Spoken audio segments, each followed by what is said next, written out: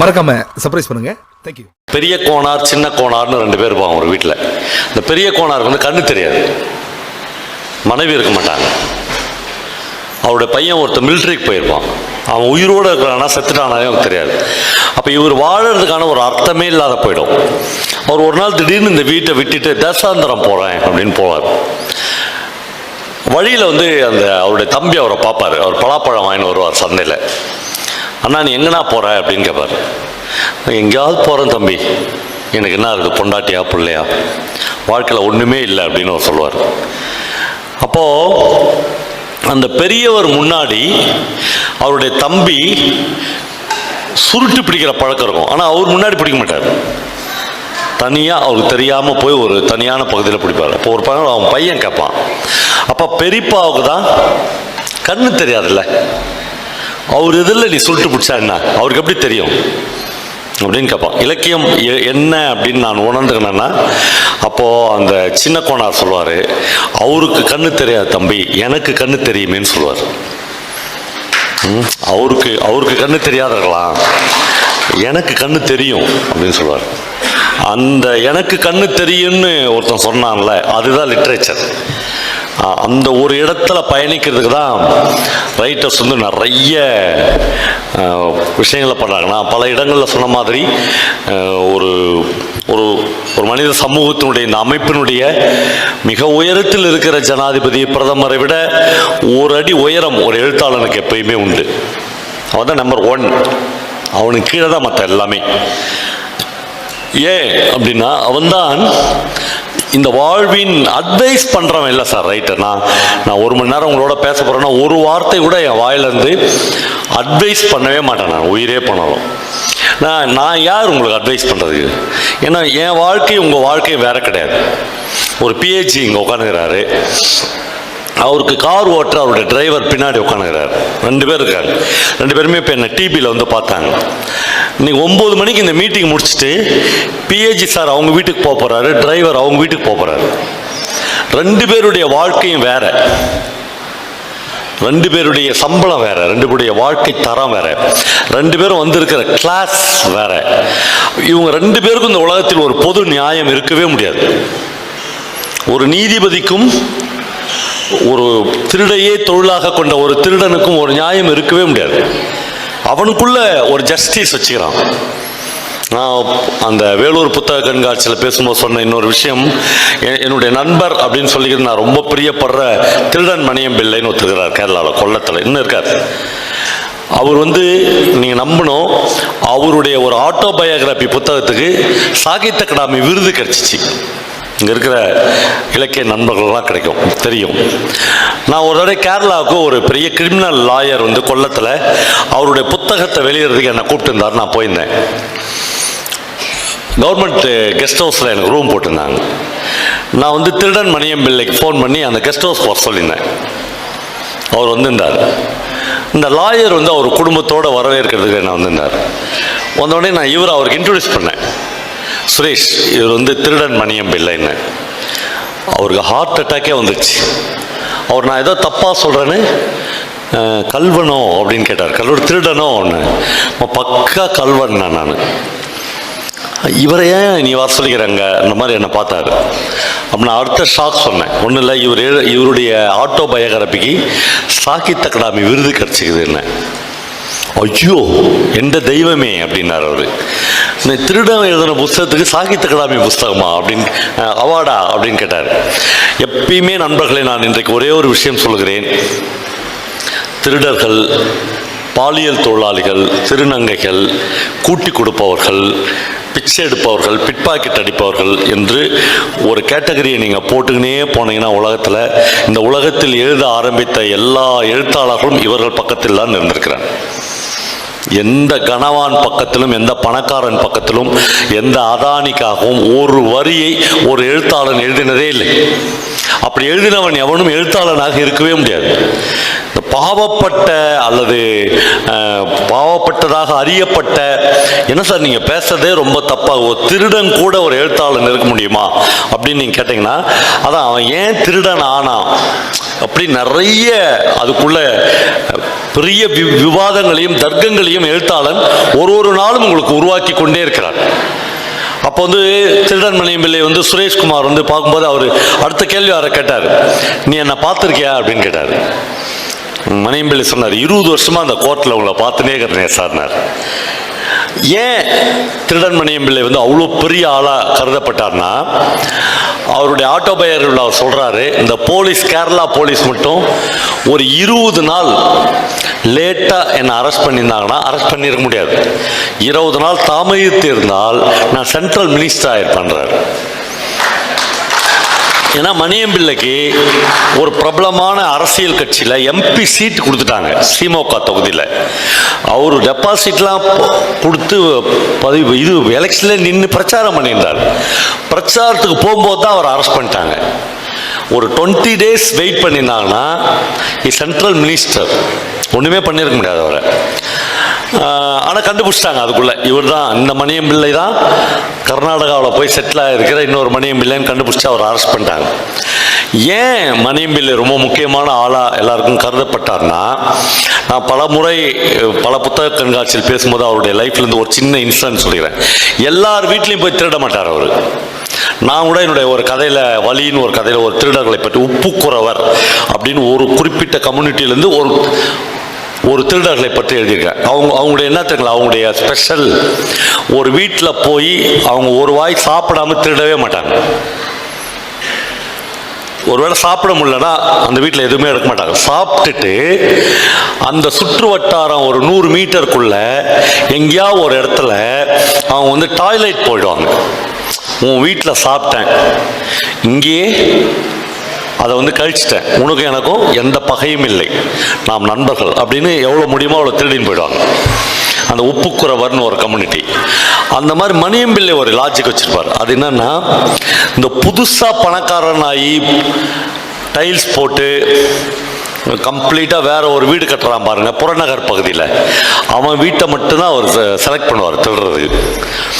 அந்த மாதிரி ஒரு புது பணக்காரர் வீட்டில் ஒரு மிகப்பெரிய திருட்டை வந்து ரொம்ப கச்சிதமாக முடிச்சுட்டு வீட்டில் வந்து படுத்துருவார் கொள்ளத்தில். காலையில் எழுந்துச்சு அந்த வீட்டுக்காரு தான் வீட்டில் அவ்வளோ பெரிய திருடு போய்க்குதுன்னு தெரிஞ்சிடும். அவர் கார் எடுத்து நேராக போலீஸ் ஸ்டேஷனுக்கு போனல, அவர் போக மாட்டார், நேராக மணியம் பிள்ளை வீட்டுக்கே போயிடுவார். தெரியும் அவருக்கு யார் நைட் வந்ததுன்னு. போய் காலிங் பெல் அழுத்துவார். மணியம் பிள்ளை தூக்க கழகத்தில் எழுந்துச்சு வந்து, என்ன சாரே அப்படின்னு கேட்பார். இல்லை நைட்டு அண்ணன் நம்ம வீட்டுக்காக வந்தீங்க பழகுது அப்படின்னு கேட்பார் அவர். இது சொல்லுவார், நான் வரல. இல்லை நீங்கள் வந்தது போனது வெற்றிகரமாக தொழிலை முடிச்சது எல்லாமே எனக்கு தெரியும். நான் போலீஸ் ஸ்டேஷனுக்கே போகல. உங்கள் திறமையில் நீங்கள் எவ்வளோ திருந்தீங்களோ நீங்களே வச்சுக்கங்க, எனக்கு ஒரே ஒரு கேள்விக்கு மட்டும் பதில் சொல்லுங்க, நான் போயிடுறேன்னு சொல்கிறார். நான் தான் வரவே இல்லையே, அப்புறம் எனக்கு கேள்வி பதிலாக.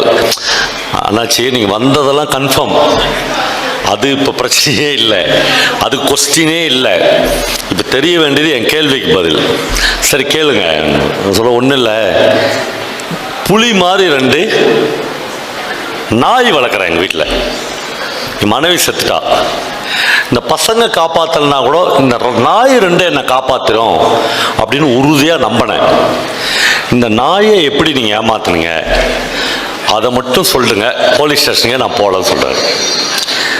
மணியம் பிள்ளை சொல்லுவார், ஒன்றும் இல்லை, நான் ராத்திரி 8:30 மணிக்கு உங்கள் வீட்டுக்குள்ளே வந்து செட்டில் ஆகிட்டேன்.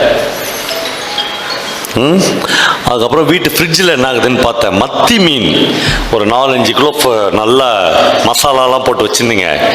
நான் வீட்டில் அடுப்பத்தை வச்சு சோறு வச்சுட்டு குழம்பு வச்சுட்டு அப்புறம் கொஞ்சம் ஃப்ரைலாம் பண்ணேன். இது வரலும் வீட்டுக்காரனுக்கு தெரில. அதான் இதுக்கு அட்ஜாயினா இன்னொரு கதை இருக்கு. பாரத ராஜா ஒரு தடவை அவரோட பேசுனது ரொம்ப சொன்னார். பாபா சிவாஜி கணேசனுக்கு ஹார்ட் அட்டாக் வந்துடுச்சு, அப்போலோ ஹாஸ்பிட்டலுக்கு நான் அவரை பார்க்க போகிறார். அவர் போனோடனே சிவாஜி அப்படியே அந்த பெரிய உருவத்தோடு எழுந்துச்சு, ராசா வா ராசா அப்படின்னு. என்னென்ன ஆச்சு? அவர் சிவாஜி வந்து ஒரு பெரிய கலைஞன்ல, எல்லாத்தையும் கதையாக சொல்லிக்கிறார். ஒன்றும் இல்லைப்பா, டெய்லி சாப்பிட்டுட்டு ஒரு 2 மணி நேரம் தூங்குவேன். பக்கத்தில் கமலா தான் படுத்திருக்கும். கரெக்டாக 4:30 மணி அடித்தா கமலா இருக்காது. எனக்கு காஃபி போயிடும், மாமாவுக்கு காஃபி போட போவோம். 5 மணிக்கு நான் எழுந்திருவேன். ஒரு காஃபி கொடுத்து என்னை எழுப்பி விடுவாங்க. அப்படி தான் டெய்லி நடக்கும். அன்னைக்கு 4:30 மணி இருக்கும், நெஞ்சு வலிக்குது, வேர்த்து கொட்டுது, அட்டாக். டேபிள்லே நான் சாப்பிட வேண்டிய மாத்திரை, நாக்கு கடியில் வைக்க வேண்டிய மாத்திரை இருக்குது, எடுக்க முடியல. எடுக்க ட்ரை பண்ணால் நான் கீழே விழுந்துருவேன். அவ்வளோதான். அப்புறம் என்ன, அவ்வளோதான், சோலி முடிஞ்சிடுச்சுன்னு முடிவு பண்ணிட்டேன். சோலி முடிஞ்சிடுச்சு அப்படின்னு நினைக்கும் போது அன்னைக்கு 4:30 மணிக்கே காஃபியோட கமலா ரூமுக்கு வந்து மாமா காஃபி அப்படின்னு கேட்டுச்சு. அப்புறம் என்ன காஃபி குடிச்சு அந்த உங்க எதிரில் பேசினுக்கிறேன். நல்லா ஆயிடுச்சு. சொல்லிட்டு பாரதராஜாட்ட சிவாஜி கேட்குறாரு, சரி மெட்ராஸில் வீடு கட்டிட்டியா அப்படிங்கிறார். 4 வீடு வச்சுக்கிறேன்றார் பாரதராஜா. ரொம்ப சந்தோஷம். எல்லாம் சின்ன சின்ன வீடு தானே அப்படின்னு கேட்குறாரு. பெரிய பங்களா முதல்ல போய் வித்துரு, பெரிய பங்களா கட்டாத. ஏன்னா ராம்குமார் பிரபு அப்படின்னு நான் கூப்பிட்டேன். ஒரு நாயும் திரும்பி பார்க்கல. நம்ம கூப்பிட்டா அப்படி வர அளவுக்கு மாத்திரை எடுத்துன்னு வர அளவுக்கு சின்னதாக வீடு கட்டு, பெரிய வீடு கட்டாத. கூப்பிட்டா கேட்காத அளவுக்கு பெரிய வீடு கட்டினா போய் சேர்ந்துருவேன். அட்டாக் வந்துடுச்சுன்னா எந்த நாயும் வராது. ஆமாம், இந்த இவர் வந்து மணியம்பிள்ளை வந்து வீட்டுக்குள்ளே பயங்கர சக்ஸஸாக எல்லாத்தையும் பண்ணிவிட்டு சமைச்சு கொஞ்சம் மயக்க மருந்தெல்லாம் தடவி உள்ளேருந்து அவர் சாப்பிட்ற வெள்ளித்தட்டில் சாப்பிடுவார். புது பணக்காரர்ல. ஆமாம், வெள்ளித்தட்டிலேயே நாய்க்கு சாப்பாடு வச்சுக்கிறார். எங்கால் வச்சு உள்ளேருந்து அப்படி தட்டை விசிறி வச்சோடனே நாய் வந்து நம்ம முதலாளி தான் மீன் குழம்பு வச்சு நடுராத்தில் நமக்கு சாப்பாடு கொடுக்குறாரு அப்படின்னு க்ளீனாக சாப்பிட்டு ஃப்ளாட் ஆயிடுச்சு. அப்புறம்பா கதையை கேட்குறீங்க, அப்புறம் என்ன, அப்புறம் சக்ஸஸ்ஃபுல்லாக எல்லாத்தையும் முடிச்சு இந்த வந்து தூங்கிட்டேன், நீங்கள் தான் வந்து தூக்கத்தை கெடுத்துட்டீங்கன்னு சொல்கிறாரு. ஓகே, கங்க்ராச்சுலேஷன், இதோடு முடிச்சுக்கலாம் உறவை, இனிமேல் அந்த பக்கம் வந்துடாத, போலீஸுக்கு போகலன்னு போயிட்டார். முதலாளி போயிட்டார். கதை இது கிடையாது. போயிட்டு வீட்டுக்கு போகிறாரு. அந்த 2 நாயும் முதலாளியை பார்த்தோடனே காலை தூக்கி வரவே இருக்குது. அப்படியே சத்தம் போட்டு, என்கிட்ட சத்தம் போடு, யார்கிட்ட போடணுமோ அவங்ககிட்ட விட்டுரு அப்படின்னு சொல்லி அவர் கீழே குனிஞ்சி நாய்கிட்ட பேசுறாரு. என்னத்தம்மா சொல்றாரு, நீங்க என்னை காப்பாற்றுவீங்கதாடா நான் தைரியமா இருந்தேன், கேவலம் ஒரு மத்தி மீனுக்கு இப்படி சோரம் போயிட்டீங்களே அப்படின்னு நாய்கிட்ட பேசுறாரு. ஒரு மத்தி மீனுக்கு இப்படி சோரம் போய் என்ன இப்படி அனாதையாக ஆகிட்டீங்களாடா, உங்களை நம்பி எப்படா வாழறது, நான் என் முகத்திலே முழிக்காதீங்கன்னு சொல்லிட்டு போயிடுறாரு. நண்பர்களே, சத்தியமாக நீங்கள் நம்புங்க, அதான் அந்த நாய்கள் கடைசியாக தண்ணி குடிச்சது. ஒரு வாய் கூட அதுக்கப்புறம் 2 நாய் சோறு கூட எடுத்துக்கல. 6வது நாள் ஒரு நாய், 8வது நாள் ஒரு நாய் செத்துச்சு. இவ்வளோ பெரிய துரோகத்தை நம்ம வீட்டு எஜமானுக்கு நம்ம செய்திருக்கிறோமே என்று 2 நாயும் செத்து போனது. இது எல்லாமே திருடர் மணியம்பிள்ளையுடைய அந்த புத்தகத்தில் பதிவாகி இருக்கிறது. அப்போ இதுதான் நமக்கு பெரிய பாடம். நமக்கு வந்து திருக்குறள் சொல்லி, ஔவையார் சொல்லி, நாலடியார் சொல்லி, ஒன்றா சொல்லி நீ இப்படி நடந்துக்கோ இப்படி நடந்துக்கோன்னு ஸ்டூடெண்ட்ஸ்க்கும் பெரியவங்களுக்கும் சொல்ல சொல்ல இதுக்கு நேர் எப்படி நம்ம நடக்கிறது நம்ம யோசிச்சுன்னே இருப்போம். எப்பயுமே இந்த அட்வைஸ் வந்து உலகத்தில் மனிதர்களுக்கு பிடிக்கவே பிடிக்காது. அப்போ நான் பல முறை சொல்லியிருக்கேன், என்னன்னா இந்த சேருக்கு அந்த பக்கம் உட்கார்றவங்க இந்த பக்கம் உட்கார்றவங்க 2 கேட்டகரி இருக்குது. தயவு செய்து உங்களை கையெடுத்து கும்பிட்டு கேட்குறேன், இந்த சேருக்கு அந்த பக்கம் உட்கார்றவங்களா நீங்கள் என்றைக்குமே மாறாதீங்க. இந்த சேருக்கு அந்த பக்கம் யார் யார் உட்காருவாங்கன்னா, நம்ம கல்வி தலைவர்கள், அப்புறம் வந்து பிரின்சிபல்ஸு, அப்புறம் வந்து தொழிலதிபர்கள், சினிமா தேட்டர் ஓனர்கள், எம்பி எம்எல்ஏ, அது மாதிரியான மிகப்பெரிய பதவிகள்லாம் சேருக்கு அந்த பக்கம் இருப்பாங்க. இந்த எதிரில் போய் உட்காருவாங்கள நம்மள மாதிரி சாமானியர்கள் போய் உட்காருவாங்க. ஏதோ ஒரு வகையில் அவன் வெற்றி அடைந்தவன், நீங்கள் தோல்வி அடைந்தவர்கள். ஆனால் அவர் ஆரம்பிக்கும் போதே, தம்பி நான் என்ன சொல்ல வரேன்னான்வார். அப்படின்னா என்ன அர்த்தம்னா, நான் வெற்றி அடைஞ்சிட்ட நாயே நீ எதிரில் உட்காருகிறேன்னா ஒன்றும் இல்லாத வந்துக்கிறேன்னு அர்த்தம். அந்த டோனே வேறையா ஆரம்பிப்பாங்க. அந்த அந்த இலக்கியம் வந்து, இலக்கியவாதிகள் வந்து எப்பயுமே இந்த பக்கம் உட்காடுறாங்களோ அவங்க கூட தான் இருப்பாங்க. அந்த பக்கம் போய் நம்ம 2 சேர் போட்டுக்கிறாங்கல்ல, இன்னொரு சேரில் நம்ம அவங்க கூட உட்காந்துக்கலான்னு எந்த எழுத்தாளனும் உட்காரவே மாட்டான். இந்த தோல்வியடைந்த வாழ்க்கையில் தோல்வியடைந்த மனிதர்கள் மத்தியில் தான் இலக்கியவாதி என்றுமே. நான் வரும்போது சாமிநாதன்கிட்ட கேட்டு கணக்கு அப்படின்னு ஒரு கதை, நான் சொன்ன கதையை நான் கேட்டுன்னு வந்தேன். நான் அதை கேட்டு முடிக்கிறதுக்குள்ள இந்த ஹால் வந்துச்சு. பிரமாதமான கதை அது. ஜெயமோகனுடைய எக்ஸ்ட்ரானரியான கதை. என்னன்னா, இல்லை சோற்று கணக்கு இல்லை, வெறும் கணக்கு இந்த கதைக்கு பேர். இந்த கதை என்ன கதைன்னா, ஒரு அச்சுதன் நாயர்னு ஒரு நாயர். வாழ்க்கையில் சில பேர் எல்லாத்தையும் சம்பாதிச்சு முடிச்சிருவான். 40 வயசுல 45 வயசுல ஃபினிஷ். இதுக்கு மேலே சம்பாதிக்கிறதுக்கு ஒன்றும் இல்லை. இதுக்கு மேலே ரியல் எஸ்டேட் போடுறதுக்கு நிலமே இல்லை. திருப்பத்தூர் சுற்றி அப்படிலாம் அவன் முடிவுக்கு வந்துடுவான். ஏன்னா எல்லாத்தையுமே அவன் க்ளோஸ் பண்ணிட்டு இருப்பான். சக்ஸஸ்ஃபுல்லாக எல்லாத்தையும் முடிச்சுட்டு பேங்க்கில் ஒரு 10 கோடி, ஒரு 4 வீடு எல்லாமே செட்டில் ஆன பிறகு அவனுக்கு என்ன பண்ணுறதுனே தெரியாது. அப்படி தெரியாதவனுடைய பகல் பொழுதுகள் இருக்குதுல்ல, அது எப்படி இருக்குன்னு உங்களுக்கு யாருக்குமே தெரியாது. ஏன்னா இங்கே உட்காந்துக்கிற யாருமே அவனில் ஒருத்தனா ஒரு நாள் கூட இருந்திருக்கவே முடியாது. பயங்கரமாக சம்பாரிச்சுட்டு இதுக்கு மேலே இந்த வாழ்க்கை எப்படி ஓட்ட, ஏன்னா சக்ஸஸ் அவனுக்கு எல்லாமே. சக்ஸஸ் என்பது பணம் மட்டும்தான். அப்படி அந்த அச்சுதன் நாயர் என்ன பண்ணுவார்னா, ஒரு பழங்குடி ஒரு ட்ரைபை போய் கூட்டின்னு வாடான்னு அனுப்புவார். இந்த காணிக்காரர்கள், இருளர்கள், அப்படி நிறைய ட்ரைப் இருப்பாங்களா, அப்படி ஒருத்தனை போய் கோலப்ப ஆச்சாரின்னு ஒரு ஆச்சாரி போய் கூட்டின்னு வருவான். அவன் சொக்கா போட மாட்டான், ஒரு வேஷ்டியை கிழிஞ்ச வேஷ்டி கட்டினிருப்பான். அவன் இப்படி கை கட்டின்னு அச்சுத நாயர் முன்னாடி நிற்பான். என்னடே எப்படி இருக்கா அப்படிங்குவான். என்ன அந்த சாக்பையிலன்னு கேட்பார் அச்சுதன் நாயர். அவன் சொல்லுவான், இல்லைங்க ஒரு அபூர்வமான பொருள் எடுத்துக்கிறானா, வாழ்க்கையில் நீங்கள் பார்த்தே இருக்க முடியாதான், அதை உங்களுக்கு கொடுக்க வந்துக்கிறான்னு சொல்லுவார்.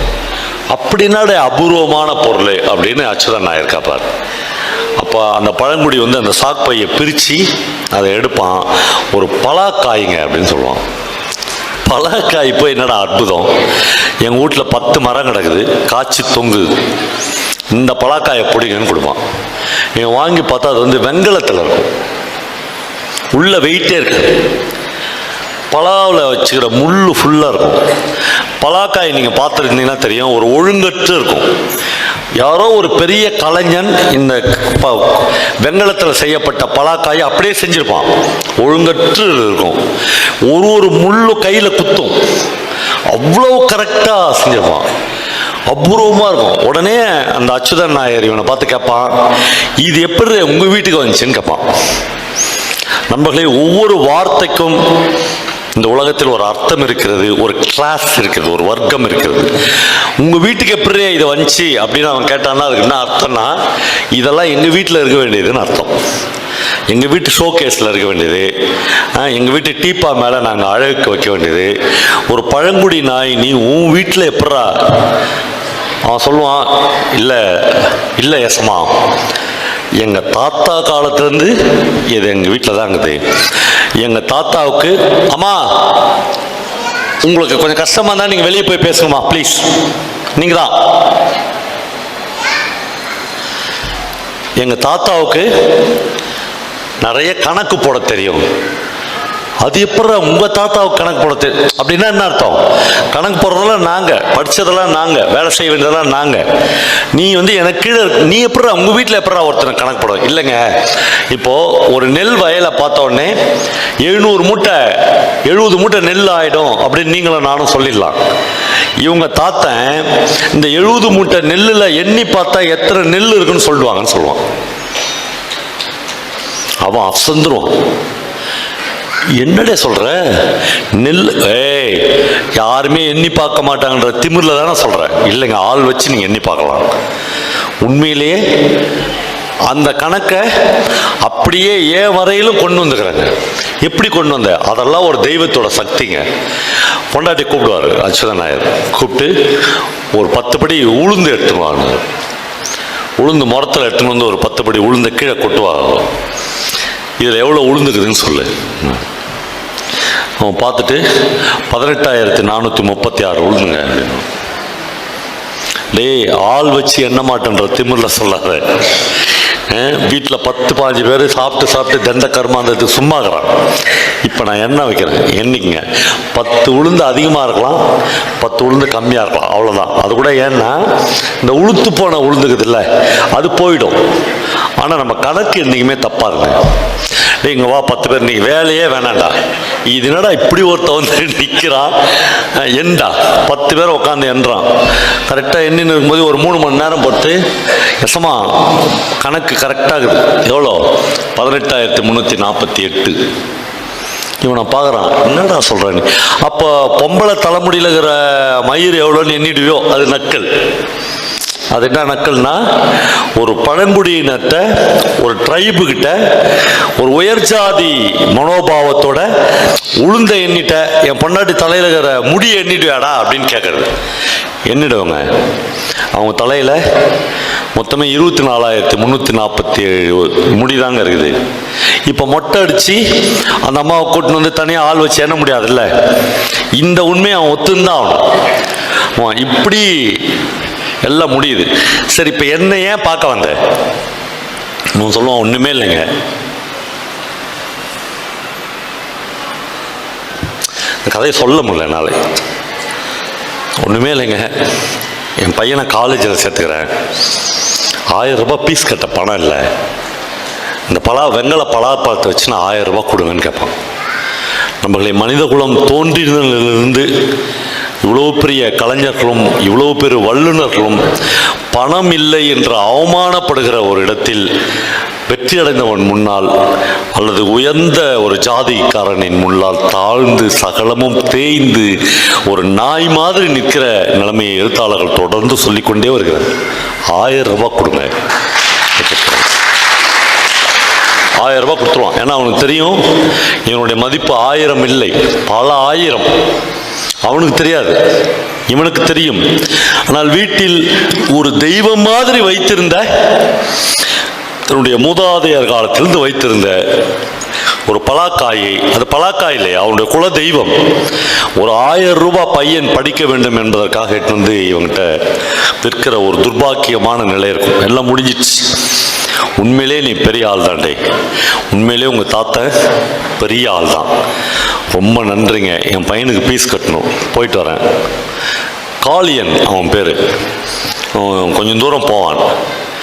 இவனால் இவனுடைய தோல்வியை ஒத்துக்க முடியாது. என்னன்னாலும் இவன் தோத்துட்டான். உங்களுக்கு புரியுதா? என்னன்னாலும் இவன் என்ன பண்ணாலும் 2-3 செக் பண்ணா அவன் தான் ஜெயிச்சான். ஒரு பழங்குடி முன்னால் நம்ம தோத்துட்டோமே என்று அந்த நாயரால் அந்த தோல்வியை ஒத்துக்கவே முடியாது. அந்த கோலப்ப ஆச்சாரியை பார்த்து அவன் கேட்பான், ஆச்சாரி அவன் எவ்வளோ தூரம் போயிருப்பான்? ஒரு 10 மைல் நடந்திருப்பாங்க. வண்டி கட்டு, அவனை போய் கூட்டின்னு வா, இன்னொரு கணக்கு மிச்சம் இருக்குது. அவன் கூட்டின்னு வருவான். அவன் கூட்டின்னு வர்றதுக்குள்ளே இவர்கள் கணக்கு போட்டு ஒரு விஷயம் செய்வார்கள். இவருடைய பத்தாயத்தில் நம்ம வந்து உரை குதிர்னு சொல்லுவோம்ல, நம்ம வீட்டில் தானியங்கள், அவங்க வந்து ஒரு குதிர் இருக்கும் அந்த வீட்டில். அந்த குதிர் நிறைய வெங்கல காசுகள் இருக்கும். எப்படின்னா, இந்த அச்சுதன் நாயர் திருவிதாங்கூர் மன்னனுக்கு வரி வசூல் செய்து கொடுக்கிற ஒரு ஏஜென்ட்டாக வேலை பார்த்தவர். நமக்கு இந்த கதையின் நுட்பத்தை நீங்கள் தவற விட்டீங்கன்னா இந்த கதையை மிஸ் பண்ணுவீங்க. அப்படி பண்ணுகிற போதெல்லாம் அந்த மரக்கார்களை அதில் அளந்து தான் தானிய இதை வாங்குவாங்க, அந்த வெங்கல காசை வாங்குவாங்க. அப்படி வாங்கும் போதெல்லாம் இந்த மரக்காவுக்கு ஒரு லேயர் ஃபுல்லாக புளியை ஒட்டி அளந்து போடுவாங்க. ஒவ்வொரு தடவை அப்படி அளக்கும் போதும் அந்த புளியோடு சேர்ந்து ஒட்டி கொண்டு இருக்கிற தானிய காசு முழுக்க அன்னைக்கு ராத்திரி இவங்களுடைய பத்தாயத்துக்கு வந்துடும், அந்த உரைக்கு வந்துடும். அப்படி இந்த உரை முழுக்க நிரம்பி இருக்கிற காசு இவங்க வீட்டில் இருக்கும். ஒரு கட்டத்தில் இந்த வெங்கல காசு செல்லாததாக கவர்மெண்ட்ல அனௌன்ஸ் பண்ணுவாங்க. மொத்த வெங்கல காசும் செல்லாததாக அனௌன்ஸ் பண்ணியாச்சு. அதனால பத்தாயத்திலே இருக்கு. இது எல்லாம் திருவிதாங்கூர் மன்னனுக்கு சேர வேண்டிய எவ்வளோ பெரிய இன்டர்நேஷனல் ஃப்ராடா இருந்துக்கிறாங்க பாருங்க. இவன் வந்து இன்னொருத்தனுக்கு அட்வைஸ் பண்ணுறான் இல்லையா? ஆமாம், நான் இந்த மரபு இருக்குல்ல, அது இன்னைக்கு இருக்கு. என்னன்னா, நம்ம டிவியை திறந்து பாருங்க, அப்படியே ஒயிட் ஷர்ட், ஒயிட் வேட்டி, கரை வேட்டி கட்டி நாம் எவ்வளோ ஒழுக்கமாக இருக்கணும் அப்படின்னு இவன் அட்வைஸ் பண்ணுவான். அடுத்த நாள் கோர்ட்டில் போனால் 1,10,000 கோடி அடித்தான், 45 கோடி அடித்தான், 80 கோடி அடித்தான்னு இவனை நம்மளுக்கு காமிக்கிறான். இவன் முந்தல் நாள் காலையில் நம்மளுக்கு அட்வைஸ் பண்ணியிருப்பான். இதெல்லாம் அந்த அச்சுதன் நாயர் பரம்பரையில் வந்தவங்க தான் இவங்க எல்லாருமே. இன்னுமே அப்படியே தொடருது இது முழுக்க முழுக்க. அப்போ வந்து இவனை கூட்டின்னு வர சொல்லுவான். இவன் கூட்டின்னு வந்து 1000 ரூபாய் தான் சாமி திருப்பி கேட்க போகிறாரு எஜமா அப்படின்னு அவர் பயந்துன்னு வந்து நிற்பான். கணக்கில் நீ உங்கள் குடும்பமே ரொம்ப பெரிய புலியாலே அப்படின்னு கேட்பான். ஐயோ சாமி நான் அப்படி சொல்லலை, எங்கள் தாத்தாக்கிட்டேருந்து நானும் எல்லாம் கற்றுக்கினேன். இப்போ நாளைக்கு இது பரீட்சை நேரம் உளுந்து பொறுக்கண்டு முடிய எண்ணந்து அதெல்லாம் இல்லை, இப்போ வைக்க போகிறேன், அதான் பரீட்சை. மரக்காலில் காசு அளந்து போடலை, அளந்து போகிறோம். அதே ட்ரெடிஷன், அதே புலி. ஒவ்வொரு முறை அளந்து போடும்போதும் ஒரு 20 மரக்காய் அளந்து போட்டு இதில் எவ்வளோ காயின்ஸ் இருக்கும் சொல்லு பார்க்கலாம். சொல்லிவிடுவோங்க எவ்வளோ இருக்கும். 34,347. கம்மி ஆகிட்டா அந்த 1000 ரூபாய் நான் உங்கள்கிட்ட கொடுத்துட்றேன். அது முக்கியம். கம்மி ஆகிறதுக்கு வாய்ப்பே இல்லைங்க. இப்பொழுது அதே ஆட்களை வைத்து அச்சுதன் நாயர் காசை எண்ண வைக்கிறார். காசு மிக நிச்சயமாக இவன் சொன்ன கணக்குக்கு வரவே வராது. ஏன்னால் ஒவ்வொரு மரக்கா அளக்கிற போதும் புளியில் ஒட்டப்பட்ட காசு தனியாக ஒரு இடத்துக்கு போயிடுச்சு. கடைசியாக எண்ணி முடிக்கிற போது கிட்டத்தட்ட 4,000 ரூபாய் டிஃபரன்ஸ் வருகிறது. அவங்ககிட்ட அந்த அச்சுதன் நாயர் சொல்கிறார், 4,000 ரூபாய் டிஃபரன்ஸ் வருது. யாரை ஏமாத்துற நாயை என்று சொல்கிறார். என் கணக்கு எப்படி தப்பாச்சுன்னு எனக்கு தெரியலைங்க. இதுவரையிலும் தப்பானதே இல்லைங்க. நான் வழங்குற குலதெய்வம் ஒரு நாளும் என்னை ஏமாத்தந்தே இல்லைங்க. என் கணக்கு தப்பாச்சுன்னா நான் வாழ்ந்தே பிரயோஜனம் கிடையாதுங்க, நான் செத்துருவோங்க என்று அவன் கதறுகிறான்.